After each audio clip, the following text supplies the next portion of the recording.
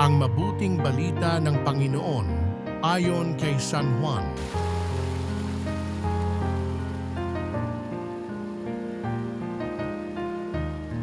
Nang dumating ang pagdiriwang ng pista ng mga Hudyo, pumunta si Jesus sa Jerusalem. Sa lungsod na ito, malapit sa pintuan ng mga tupa, ay may malaking deposito ng tubig na may 5 portiko. Kung tawagin ito sa wikang Hebreo ay Bethesda. Natitipon dito ang maraming may sakit, mga bulag, mga pilay, at mga paralitiko.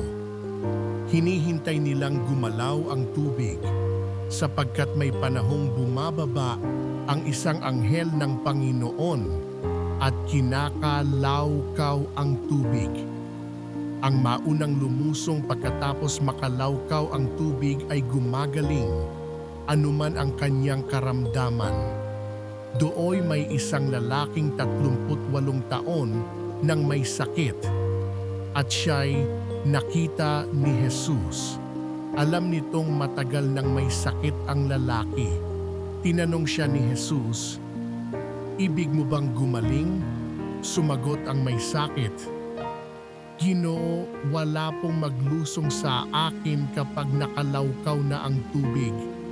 Patungo pa lamang ako roon ay may nauuna na sa akin." Sinabi sa kanya ni Jesus, "Tumindig ka, dalhin mo ang iyong higaan at lumakad ka." At pagdakay gumaling ang lalaki, dinala ang kanyang higaan at lumakad. Nooy araw ng pamamahinga, kaya't sinabi ng mga Hudyo sa lalaking pinagaling, "Araw ng pamamahinga ngayon, labag sa kautusan na dalhin mo ang iyong higaan."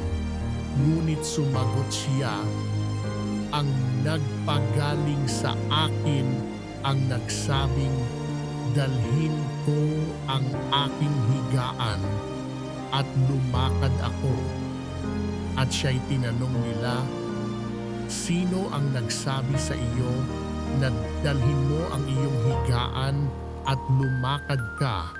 Ngunit hindi nakilala ng lalaki kung sino ang nagpagaling sa kanya, sapagkat nawala na si Jesus sa karamihan ng tao. Pagkatapos nakita ni Jesus sa loob ng templo ang lalaki at sinabihan, "Magaling ka na ngayon, huwag ka nang magkakasala at baka may mangyari sa iyo na lalo pang masama." Umalis ang lalaki at sinabi sa mga Judyo na si Jesus ang nagpagaling sa kanya.